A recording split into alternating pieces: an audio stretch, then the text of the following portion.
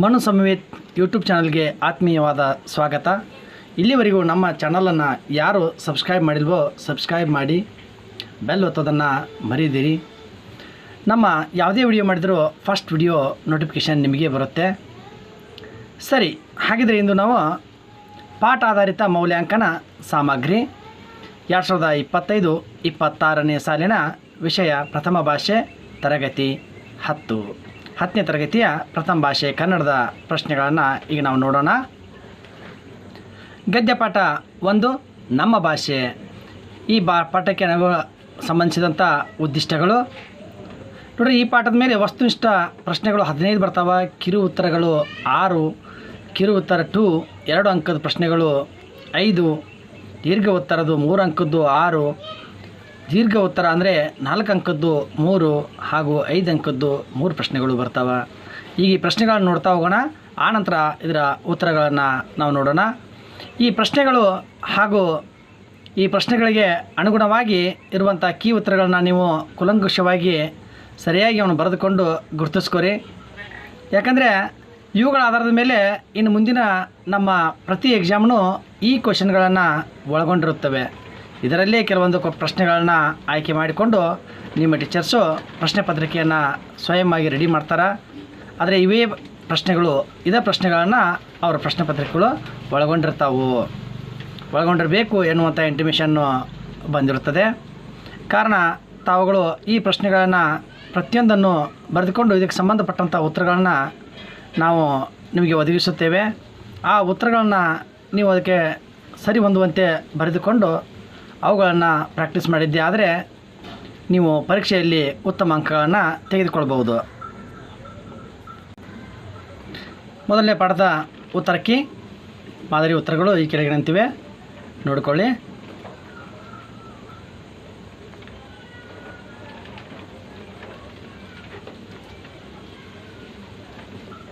ಯಾಕಂದರೆ ಪ್ರತಿಯೊಂದನ್ನು ಓದುತ್ತಾ ಹೋದರೆ ಸಮಯ ಬಹಳ ಆಗುತ್ತೆ.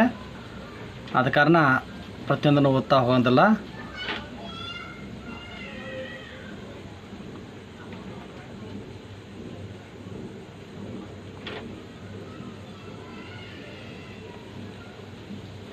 ನೋಡಿ, ಸಂದರ್ಭವನ್ನು ಸ್ವಾರಸ್ಯದೊಂದಿಗೆ ಬರೆಯುವುದು, ಅವಕ್ಕೆ ಎಷ್ಟು ಅಂಕಗಳು ಇರ್ತಾವ ಹಾಗೂ ಆಯ್ಕೆ ಯಾವ ರೀತಿಯಾಗಿ ಇರಬೇಕು, ಸಂದರ್ಭ ಮತ್ತು ಸ್ವಾರಸ್ಯ ಯಾವ ರೀತಿಯಾಗಿರಬೇಕು ಅನ್ನೋದನ್ನೆಲ್ಲ ಸವಿವರವಾಗಿ ನೀಡಿರುತ್ತಾರೆ. ಇದು ಶಿಕ್ಷಕರಿಗೆ ಒಂಥರ ಕೀ ಆನ್ಸರ್ ಆಗಿರುತ್ತೆ. ಈ ಕೀ ಆನ್ಸರನ್ನು ಬಳಸ್ಕೊಂಡು ನೀವು ಸರಿಯಾಗಿ ತಯಾರಿ ಮಾಡಿದ್ದೆ ಆದರೆ ನೀವು ನಿಮ್ಮ ಎಕ್ಸಾಮ್ಗಳಲ್ಲಿ ಒಳ್ಳೆಯ ಅಂಕಗಳನ್ನು ಗಳಿಸ್ಬೋದು. ಅದೇ ರೀತಿಯಾಗಿ ನಿಮಗೆ ಇಂಟರ್ನಲ್ ಕೂಡ ಏನಾಗುತ್ತೆ, ಒಳ್ಳೆಯ ರೀತಿಯಾಗಿ ಬರಬಹುದು. 8-10 ವಾಕ್ಯಗಳಲ್ಲಿ ಉತ್ತರಿಸುವ ಪ್ರಶ್ನೆಗಳನ್ನ ಯಾವ ರೀತಿ ಉತ್ತರಿಸಬೇಕು, ಲೇಖನ ಚಿಹ್ನೆಗಳನ್ನು ಯಾವ ರೀತಿ ಬಳಸಬೇಕು ಅನ್ನೋದಕ್ಕೆ ಒಂದು ಇದು ಮಾದರಿ ಉತ್ತರವಾಗಿರುತ್ತದೆ. ಗದ್ಯ ಭಾಗವನ್ನು ಓದಿಕೊಂಡು ಉತ್ತರಿಸುವ ಅಂಶಗಳು. ಇನ್ನು ಪ್ರಬಂಧ ಬರವಣಿಗೆಯಲ್ಲಿ ರಾಷ್ಟ್ರೀಯ ಹಬ್ಬದ ಮಹತ್ವ ಕೊಟ್ಟಿರ್ತಾರೆ. ಇದನ್ನು ನಿಮ್ಮ ಭಾಷೆಯೊಳಗೆ ಅಭಿವ್ಯಕ್ತಿಯನ್ನು ಪಡಿಸೋದು. ಇದು ಕಠಿಣತೆ ಮಟ್ಟಕ್ಕೆ ಸಂಬಂಧಿಸಿದಂಥ ಪ್ರಶ್ನೆ ಇರುತ್ತೆ. ಮೊದಲು ಪ್ರಸ್ತಾವನೆ, ಪೀಠಿಕೆ, ವಿಷಯ ಪ್ರವೇಶ, ಒಡಲು, ಸಮರ್ಥ ವಿವರಣೆಯೊಂದಿಗೆ ವಿಷಯಕ್ಕೆ ಉಪಸಂಹಾರ, ಮುಕ್ತಾಯ, ವಿಷಯ ಸಮಾಪ್ತಿ, ಭಾಷಾ ಶೈಲಿ, ಪದಬಂಧಗಳನ್ನು ಒಟ್ಟಾಗಿ ಇಲ್ಲಿ ಒಟ್ಟು 5 ಅಂಕಗಳನ್ನು ನೀಡುತ್ತಾರೆ. ಈ ಪ್ರಬಂಧಗಳು ನಿಮಗೆ ಅವಶ್ಯಕತೆ ಇದ್ದರೆ ನಾವು ಮತ್ತೊಂದು ಚಾನಲ್ನಲ್ಲಿ ನಿಮಗೆ ಈ ಪ್ರಬಂಧಗಳನ್ನು ಮತ್ತೊಂದು ವಿಡಿಯೋದಲ್ಲಿ ಬಿಡುತ್ತೇನೆ. ಗದ್ಯ ಪಾಠ 2 ವ್ಯಾಘ್ರಗೀತೆ ಉದ್ದಿಷ್ಟಗಳು. ಪ್ರಶ್ನೆಗಳ ಸ್ವರೂಪ ನೋಡಿರಿ. ಪ್ರಶ್ನೆಗಳು ಮೊದಲು ನ್ಯೂ ಟೈಪ್ ಪ್ರಶ್ನೆಗಳು ಅಂದರೆ ವಸ್ತುನಿಷ್ಠ ಪ್ರಶ್ನೆಗಳು, ಬಹು ಆಯ್ಕೆ ಪ್ರಶ್ನೆಗಳಾಗಿರುತ್ತವೆ. ಇಲ್ಲಿ ನಾವು ಆಯ್ಕೆಯನ್ನು ಮಾಡಿಕೊಳ್ಳಬೇಕಾಗುತ್ತದೆ. ಇಲ್ಲಿ ನೋಡಿ, ಈ ಪ್ರಶ್ನೆಗಳನ್ನು ನೋಡುತ್ತಾ ಹೋಗಿ ಬರೆದುಕೊಳ್ಳಿ. ಇವು ನಿಮಗೆ ಪ್ರಿಂಟ್ ರೂಪದಲ್ಲಿ ಬೇಕಾದರೂ ನಮ್ಮನ್ನು ಸಂಪರ್ಕಿಸಿ, ನಾವು ನಿಮಗೆ PDF ಅನ್ನು ಕಳಿಸುವಂಥ ವ್ಯವಸ್ಥೆಯನ್ನು ಮಾಡುತ್ತೇನೆ, ವಿದ್ಯಾರ್ಥಿಗಳಿಗಾಗಿ ಮಾತ್ರ.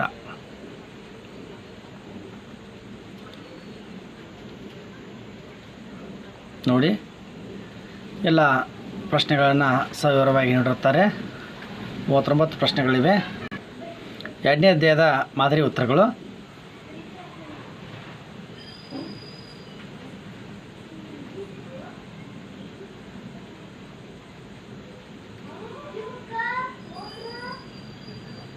ನೋಡಿ, ಪ್ರತಿಯೊಂದು ಪ್ರಶ್ನೆ ಮಾದರಿ ಉತ್ತರಗಳು ನೀವು ಪಾಸ್ ಮಾಡಿಕೊಂಡು ಬರ್ಕೋಬೇಕು.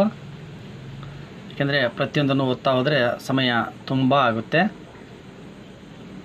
ವಿಡಿಯೋ ಭಾಳ ಲೆಂದಿ ಆಯ್ತು ಅಂದರೆ ಅಪ್ಲೋಡ್ ಆಗೋದು ಕಷ್ಟ. ಗಾದೆ ಮಾತುಗಳು ಕೈ ಕೆಸರಾದರೆ ಬಾಯಿ ಮೊಸರು. ಎಷ್ಟು ಅಂಕಗಳು ಬರ್ತವೆ ಅನ್ನೋದನ್ನು ಕೊಟ್ಟಿರ್ತಾರೆ ನೋಡಿ. ಸಂದರ್ಭದೊಡನೆ ಸ್ಪಷ್ಟೀಕರಣವನ್ನು ಉತ್ತರಗಳನ್ನು ನೀಡಿರ್ತಾರೆ. ಗಾದೆ ಮಾತುಗಳು ಇಲ್ಲಿ ಸಂದರ್ಭದೊಡನೆ ಸ್ಪಷ್ಟೀಕರಣವನ್ನು ಕೇಳಿರ್ತಾರೆ. ಅವುಗಳನ್ನ ಹೆಂಗೆ ಬರೀಬೇಕು ಅನ್ನೋದನ್ನು ಕೂಡ ಅವರು ಸ್ಪಷ್ಟವಾಗಿ ನೀಡಿರುತ್ತಾರೆ. ಮತ್ತು ಯಾವುದಕ್ಕೆ ಎಷ್ಟು ಅಂಕ ಅನ್ನೋದನ್ನು ಕೂಡ ಇಲ್ಲಿ ನೀಡಿರುತ್ತಾರೆ. ಅವುಗಳ ಉತ್ತರಗಳನ್ನು ನೋಡಿ. ಇವು ನಿಮ್ಮ ಪುಸ್ತಕಕ್ಕೆ ಸಂಬಂಧಪಟ್ಟಂಥ ಪ್ರಶ್ನೆಗಳಾಗಿರುತ್ತವೆ. ಇನ್ನು ಪ್ರಬಂಧವನ್ನು ಅವ್ರು ಏನು ಮಾಡಿರ್ತಾರಪ್ಪ ಅಂದ್ರೆ ಹೆಸರಷ್ಟನ್ನು ನೀಡುತ್ತಾರೆ. ನೀವು ಅದಕ್ಕೆ ಸಂಬಂಧಪಟ್ಟಂಥ ವಿವರಣೆಗಳನ್ನು ಪ್ರಬಂಧಗಳನ್ನು ಹುಡುಕೊಂಡು ಬರೀಬೇಕು. 3ನೇ ಅಧ್ಯಾಯ ಗದ್ಯಪಾಠ 3 ಭಾಗ್ಯಶಿಲ್ಪಿಗಳು. ಇದಕ್ಕೆ ಸಂಬಂಧಪಟ್ಟಂಥ ಪ್ರಶ್ನೆಗಳು ಸ್ಮರಣೆ, ಗ್ರಹಿಕೆ, ಅಭಿವ್ಯಕ್ತಿ, ಪ್ರಶಂಸೆ ಎಷ್ಟು ಮಾರ್ಕ್ಸು ಅನ್ನೋದು.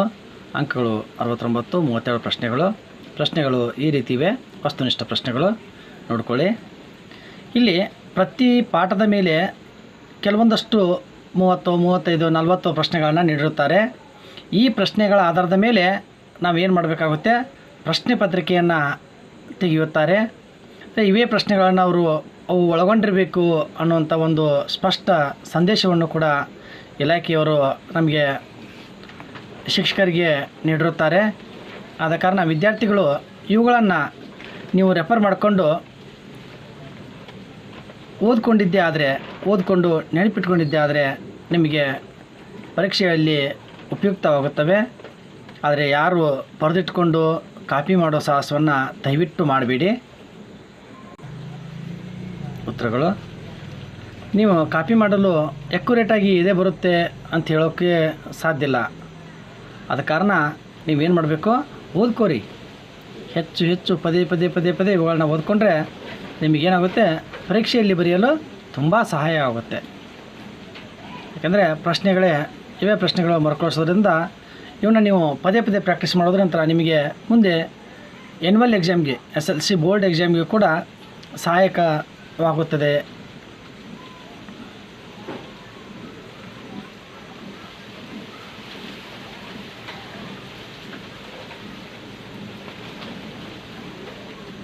ನೀವು ಪಾಸ್ ಮಾಡಿ ಬರ್ಕೋಬೇಕು.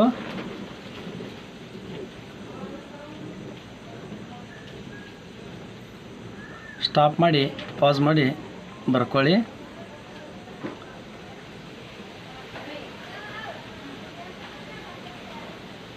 ನೋಡ್ಕೊಳ್ಳಿ, ಎಲ್ಲ ಉತ್ತರಗಳು ಇಲ್ಲಿ ನಿಮಗೆ ಅವಶ್ಯಕತೆ ಇರುವಂತೆ ನೀಡಿರುತ್ತಾರೆ. ಇವು ನಿಮಗೆ ಯಾವುದೋ ಒಂದು ರೀತಿಯಂತರ ಹೆಲ್ಪ್ ಆಗ್ಬೋದು ಅನ್ನುವಂಥ ಉದ್ದೇಶಕ್ಕಾಗಿ ನಾನು ಇವನ್ನ ವಿಡಿಯೋ ಮಾಡಿ ನಿಮಗೆ ಹಾಕ್ತಾ ಇದ್ದೀನಿ. 4ನೇ ಗದ್ಯಪಾಠ ಎದೆಗೆ ಬಿದ್ದ ಅಕ್ಷರ. ಇದರ ಪ್ರಶ್ನೆಗಳನ್ನ ನೋಡೋಣ. ನೋಡಿ, ಇವು ವಸ್ತುನಿಷ್ಠ ಬಹು ಆಯ್ಕೆ ಪ್ರಶ್ನೆಗಳಾಗಿರುತ್ತವೆ. ಇವು ಕೇವಲ SLC ಮಕ್ಕಳಿಗೆ ಮಾತ್ರವಲ್ಲದೆ TETಯನ್ನು ಬರೆಯೋರಿಗೆ, CETಯನ್ನು ಬರೆಯೋರಿಗೆ ಕೂಡ ತುಂಬ ಅವಶ್ಯಕವಾಗುತ್ತವೆ ಅಂತ ವಸ್ತುನಿಷ್ಠ ಮಾದರಿ ಪ್ರಶ್ನೆಗಳು. ಹಾಗೆ ಈ ಲಾಂಗ್ ಉತ್ತರಗಳು ಬರೆಯುವ ಕ್ರಮ, ಇವೆಲ್ಲ ನೀವು ರಿಟರ್ನ್ ಎಕ್ಸಾಮನ್ನು ಬರೀಬೇಕಾದ್ರೆ ಉಪಯೋಗಕ್ಕೆ ಬರುತ್ತವೆ. 4ನೇ ಪಾಠದ ಉತ್ತರಗಳು. ಇದೊಂದು ಪಾಠ ಆದರೆ ನಿಮಗೆ ಮೊದಲನೇ ಸೆಮಿಸ್ಟ್ರಿಗೆ ಬರುವಂಥ ಎಲ್ಲ ಪಾಠಗಳು ಹಾಗೂ ಅವುಗಳಲ್ಲಿ ಬರ್ಬೋದಾದಂಥ ಸಂಭವನೀಯ ಪ್ರಶ್ನೆಗಳು ಮತ್ತು ಅದರ ಕೀ ಉತ್ತರಗಳನ್ನು ನೀಡಿದಂತಾಗುತ್ತದೆ. ಇನ್ನು ಈ ಗದ್ಯಪಾಠ ಮುಗಿದ ನಂತರ ಇನ್ನು ಮೊದಲನೇ ಸೆಮಿಗೆ ಬರುವಂಥ ಪದ್ಯಗಳನ್ನು ನಾವು ನೋಡೋಣ. ಆ ಪದ್ಯಗಳ ಸಾರಾಂಶ ಎಲ್ಲವನ್ನು ನೀಡಿರ್ತಾರೆ. ಅವುಗಳನ್ನ ನೀವು ಓದ್ಕೊಳ್ಳಿ.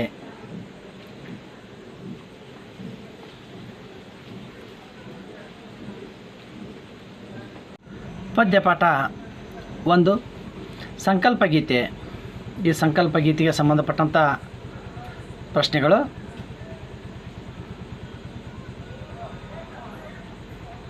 ನೋಡಿ ಪ್ರಶ್ನೆಗಳನ್ನು ನೋಡ್ತಾ ಹೋಗಿ. ಅಂದರೆ ಯಾವುಗಳ ಆಧಾರದ ಮೇಲೆ ಪ್ರಶ್ನೆಗಳು ಬರ್ತಾವ ಮತ್ತು ಯಾವಾಗ ನಿಮ್ಗೆ ಆ್ಯನ್ಯುವಲ್ ಎಕ್ಸಾಮಿಗೆ ಬಂದಾವು ಅನ್ನೋದನ್ನು ಕೂಡ ಅವ್ರು ಏನು ಮಾಡಿದ್ದಾರೆ, ವಿವರಣೆಯನ್ನು ನೀಡಿದ್ದಾರೆ. ಸುಲಭ ಪ್ರಶ್ನೆಗಳು ಹೆಂಗೆ ನಿಮಗೆ ಆ್ಯನ್ಯುವಲ್ ಎಕ್ಸಾಮ್ಗೆ ಯಾವ್ಯಾವ ಪ್ರಶ್ನೆಗಳು ಯಾವ ರೀತಿ ಕೇಳಿದಾರೆ ನೋಡಿರಿ. ಆಗಸ್ಟ್ 2024ರಲ್ಲಿ ಈ ಪ್ರಶ್ನೆ ಬಂದಿದೆ. 2023, 24 ಪ್ರತಿಯೊಂದು ಪ್ರಶ್ನೆಗಳನ್ನು ಕೂಡ ಇಸ್ವಿ ಸಮೇತವಾಗಿ ಅವರು ನೀಡಿರುತ್ತಾರೆ. ನೋಡಿರಿ, ಈ ಪದ್ಯದಲ್ಲಿ ಸುಮಾರು 49 ಪ್ರಶ್ನೆಗಳಿವೆ. ಅವುಗಳ ಉತ್ತರವನ್ನು ಈಗ ನೋಡೋಣ.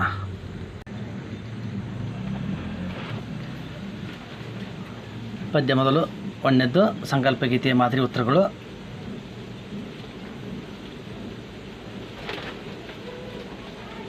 ನೋಡಿರಿ, ಮಾದರಿ ಉತ್ತರಗಳನ್ನು ನೋಡ್ತಾ ಹೋಗಿ ಮತ್ತು ಬರ್ಕೋರಿ ನೀವು ಮಾದರಿ ಉತ್ತರನ. ಕೇವಲ ಬರೀ ಇದರಲ್ಲಿ ಓದೋದನ್ನು ಮಾಡಬೇಡ್ರಿ. ನಿಮಗೆ ಬರ್ಕೊಳ್ಳೋಕೆ ತ್ರಾಸ ಆಕತಿ ಅಂದರೆ ಇದ್ರಾಗ ನೀವು ಪ್ರಶ್ನೆ ಒಮ್ಮೆ ಉತ್ತರ ಒಮ್ಮೆ ನೋಡ್ತಾ ಹೋಗಬೇಕು. ಆ ಪ್ರಶ್ನೆಗೆ ಸಂಬಂಧಪಟ್ಟಂಥ ಉತ್ತರವನ್ನು ನೋಡ್ತಾ ಹೋಗಬೇಕು. ಕವಿಗಳ ಜನ್ಮಸ್ಥಳ ಎಲ್ಲವನ್ನು ಕ್ಲಿಯರಾಗಿ ನೀಡಿರುತ್ತಾರೆ. ನೋಡ್ಕೊರಿ. ಎಷ್ಟು ಮಾರ್ಕ್ಸು, ಯಾವುದಕ್ಕೆ ಎಷ್ಟು ಮಾರ್ಕ್ಸು ಅನ್ನೋದನ್ನು ಕೂಡ ಕೊಟ್ಟಿದ್ದಾರೆ. ಅದು ಇಂಪಾರ್ಟೆಂಟು. ಯಾಕಂದರೆ ನಾವು ಸುಮ್ಮನೆ ಉತ್ತರವನ್ನು ಬರಿತಿರ್ತೀವಿ. ನೀವು ಆವಾಗ ಏನಪ್ಪ ಇದು ಅಂತ ನಿಮ್ಗೆ ಸುಮ್ಮನೆ ಹಂಗೆ ಲೆಂದಿಯಾಗಿ ಒಂದ ಪ್ಯಾರಾನ ಬರ್ತೀವಿ ಅಂದರೆ ಅದಕ್ಕೆ ಮಾರ್ಕ್ಸ್ ಬರೋಂಗಿಲ್ಲ. ಅದನ್ನು ಎಷ್ಟು ಬರಿಬೇಕು, ನಾವು ಯಾವ ಅಂಶಕ್ಕೆ ಎಷ್ಟು ಸಮಯ ಹಾಗೂ ಮಹತ್ವವನ್ನು ಕೊಡಬೇಕು ಅಷ್ಟೇ ಅದನ್ನು ಬರೀಬೇಕು. ಅಷ್ಟು ಬರೆದ್ರೆ ಅದಕ್ಕೆ ಹೆಚ್ಚಿನ ಪ್ರಾಶಸ್ತ್ಯ ಇರುತ್ತದೆ.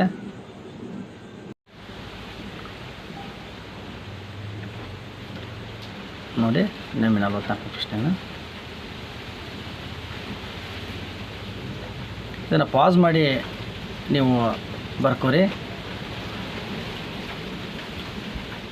ಯಾಕಂದ್ರೆ ಪಾಸ್ ಮಾಡದೆ ಇದು ಬರೆಯೋದಕ್ಕೆ ಹಂಗಿಲ್ಲ.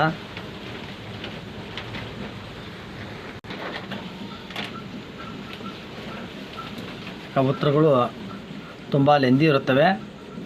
ಆವಾಗ ನೀವು ಅದು ಸ್ಕ್ರೋಲ್ ಮಾಡುವಾಗ ದಾಟಿ ಹೋಗಿಬಿಟ್ಟಿರುತ್ತೆ. ಅವಾಗ ಪಾಸ್ ಮಾಡಿ ನಿಧಾನಾಗಿ ಬರ್ಕೊಂಡ್ರೆ ನಿಮಗೆ ಬೇಕಾದಂಥ ಎಲ್ಲ ಉತ್ತರಗಳು ದೊರೆಯುತ್ತವೆ. ಎರಡನೇ ಪದ್ಯ, ಹಕ್ಕಿ ಹಾರುತ್ತಿದೆ ನೋಡಿದ್ದೀರಾ? ಇದರ ಪ್ರಶ್ನೆಗಳು.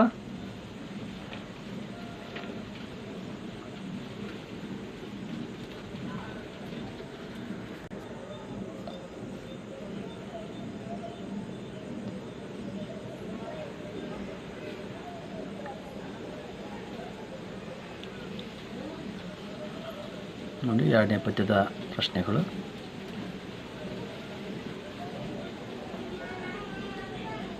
ಎರಡನೇ ಪದ್ಯದ ಎಲ್ಲ ಪ್ರಶ್ನೆಗಳು 39 ಪ್ರಶ್ನೆಗಳು. ಎರಡನೇ ಪದ್ಯದ ಉತ್ತರಗಳು.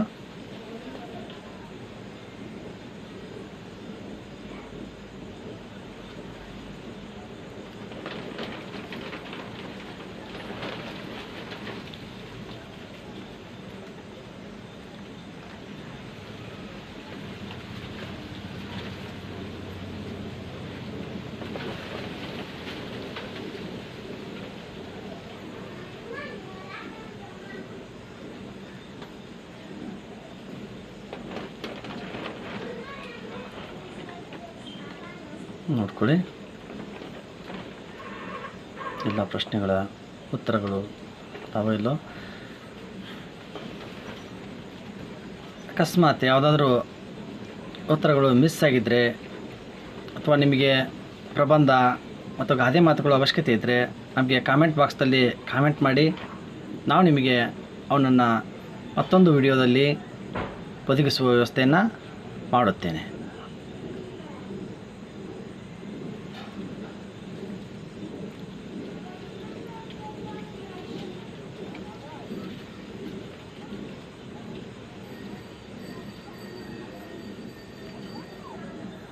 ಮೂರನೇ ಪದ್ಯ, ಕೌರವೇಂದ್ರನ ಕೊಂದೆ ನೀನು.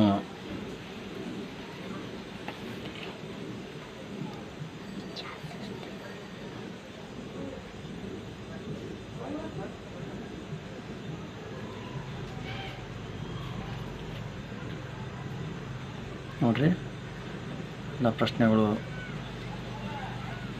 ಹಾಗೂ ಯಾವ ಪ್ರಶ್ನೆಗಳು ಯಾವ್ಯಾವಾಗ ಬಿದ್ದಾವ, ಬರೀ ಎಕ್ಸಾಮಿಗೆ ಯಾವ ಇಯರ್ ಅದೇ ರೀತಿಯಾದ ಪ್ರಶ್ನೆಗಳು ಬಂದಾವ ಅನ್ನೋದನ್ನು ಕೂಡ ಇಲ್ಲಿ ನೀಡಿರುತ್ತಾರೆ.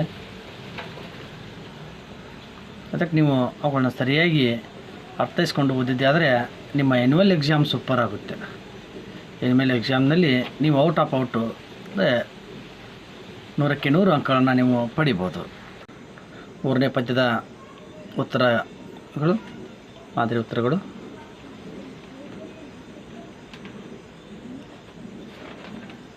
ಏನಾದರೂ ಕೀ ಉತ್ತರಗಳಲ್ಲಿ ಮಿಸ್ಟೇಕ್ ಆಗಿದ್ರೂ ಕಾಮೆಂಟ್ ಬಾಕ್ಸ್ದಲ್ಲಿ ತಿಳಿಸಿ. ಹಾಗೆ ಬೇರೆ ವಿಷಯಗಳ ಇದೇ ರೀತಿಯಾದಂಥ ಪ್ರಶ್ನೆಗಳು ಹಾಗೂ ಮತ್ತು ಅದರ ಕೀ ಉತ್ತರಗಳು ನಿಮಗೆ ಅವಶ್ಯಕತೆ ಇದ್ದರೆ ಪ್ಲೀಸ್ ಕಾಮೆಂಟ್ ಬಾಕ್ಸ್ದಲ್ಲಿ ಕಾಮೆಂಟ್ಸ್ ಮಾಡೋದನ್ನು ಮರಿಬೇಡಿ. ಹಾಗೆ ಈ ವಿಡಿಯೋ ನಿಮಗೆ ಉಪಯುಕ್ತ ಅನಿಸಿದರೆ ಅದನ್ನು ಕಾಮೆಂಟ್ ಬಾಕ್ಸ್ದಲ್ಲಿ ಕಾಮೆಂಟ್ ಮಾಡಿ ತಿಳಿಸಿ. ದಯವಿಟ್ಟು ಲೈಕ್ ಕೊಡಿ, ನೋಡಿದವರು ಲೈಕನ್ನು ಕೊಡೋದನ್ನು ಮರಿಬೇಡಿ.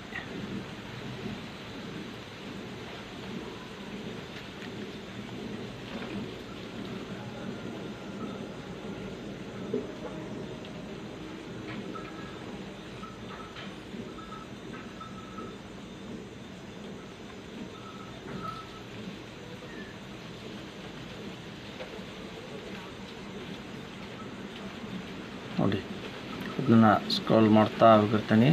ನೀವು ನಿಧಾನಾಗಿ ಪಾಸ್ ಮಾಡಿ ಇದನ್ನು ಕ್ಲಿಯರಾಗಿ ಬರೆದುಕೊಳ್ಳಿ. ಇಲ್ಲ ಸ್ಕ್ರೀನ್ಶಾಟ್ ಹೊಡ್ಕೊಳ್ಳಿ, ಸ್ಕ್ರೀನ್ಶಾಟ್ ಹೊಡ್ಕೊಂಡು ಆಣಂತ ಬರೆದುಕೊಳ್ಳಿ.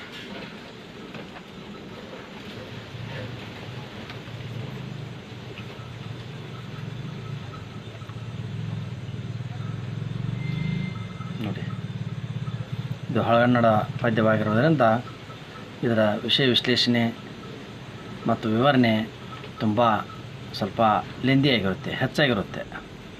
ಅದಕ್ಕೆ ಸ್ಪಷ್ಟವಾಗಿ ಕ್ಲಿಯರಾಗಿ ಬರೆದುಕೊಳ್ಳಿ.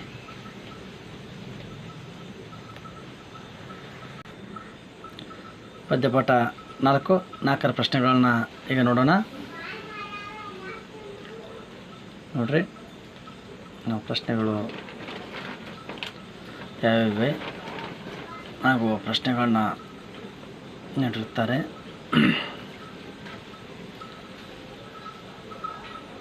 ಇದರಿಂದ ನಿಮಗೆ ಒಂದು ಸತ್ಯ ಗೊತ್ತಾಗುತ್ತೆ, ಯಾವ ಪಾಠದಲ್ಲಿ ಎಷ್ಟು ಪ್ರಶ್ನೆಗಳು ಆ್ಯನ್ಯುವಲ್ ಎಕ್ಸಾಮಿಗೆ ಬರುತ್ತೆ, ನಾವು ಯಾವ ರೀತಿಯಾಗಿ ತಯಾರಿ ನಡೆಸಬೇಕು, ಯಾವ ರೀತಿಯಾಗಿ ನಾವು ಉತ್ತರಗಳನ್ನು ಬರೆದ್ರೆ ನಮಗೆ ಅಂಕ ದೊರೆಯುತ್ತೆ ಅನ್ನೋದು ಕೂಡ ನಿಮಗೆ 4ನೇ ಪದ್ಯದ ಉತ್ತರಕ್ಕೆ.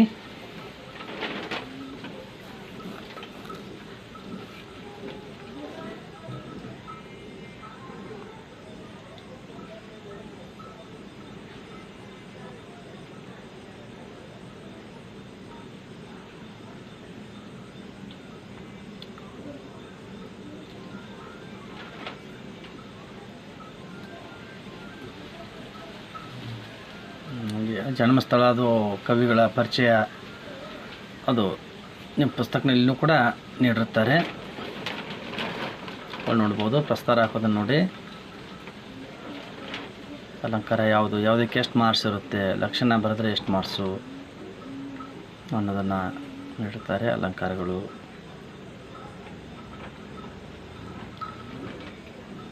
ಈ ಪ್ರಶ್ನೆ ಮತ್ತು ಉತ್ತರಕ್ಕೆ ಒಳಗೆ ನಾವು ಮಹತ್ವವಾಗಿ ತಿಳ್ಕೋಬೇಕಾದದ್ದು ಏನಪ್ಪ ಅಂದ್ರೆ,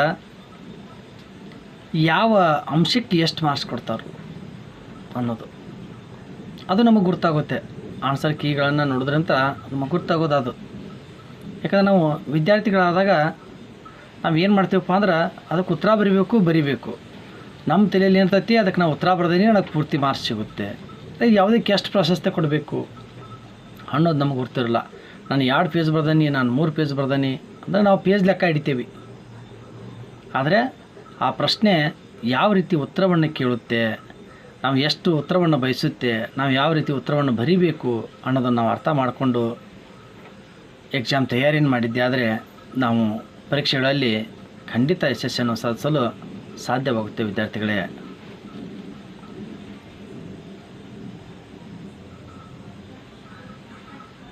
ಇನ್ನು ಮೊದಲನೇ ಸೆಮಿಸ್ಟರ್ಗೆ ಸಂಬಂಧಪಟ್ಟಂತೆ ಪೂರಕ ಪಾಠಗಳ ಅಧ್ಯಯನ, ವಸಂತ ಮುಖ ತೋರಲಿಲ್ಲ ಈ ಪಾಠದ ಪ್ರಶ್ನೆಗಳು. ಯಾವ ಪ್ರಶ್ನೆಗಳನ್ನು, ಇವಿಷ್ಟು ಪ್ರಶ್ನೆಗಳನ್ನು ಇಲ್ಲಿ ಕೇಳಬಹುದು. ಮಾದರಿ ಉತ್ತರಗಳನ್ನು ನೋಡಿ.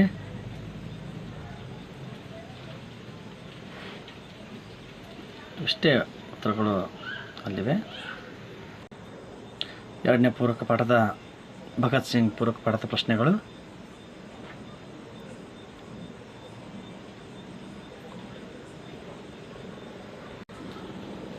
ಭಗತ್ ಸಿಂಗ್ ಪೂರಕ ಪಾಠದ ಮಾದರಿ ಉತ್ತರಗಳು ನೋಡ್ಕೊಳ್ಳಿ.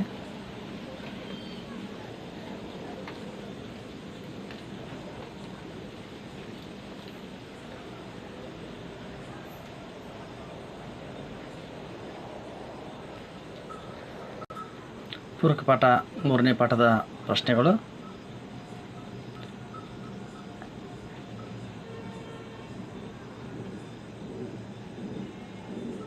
ಸುಮಾರು 10 ಪ್ರಶ್ನೆಗಳಿವೆ.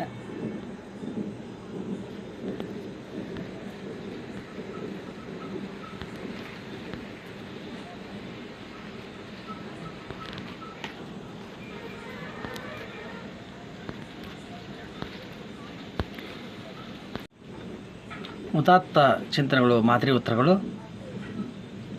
ನೋಡಿ.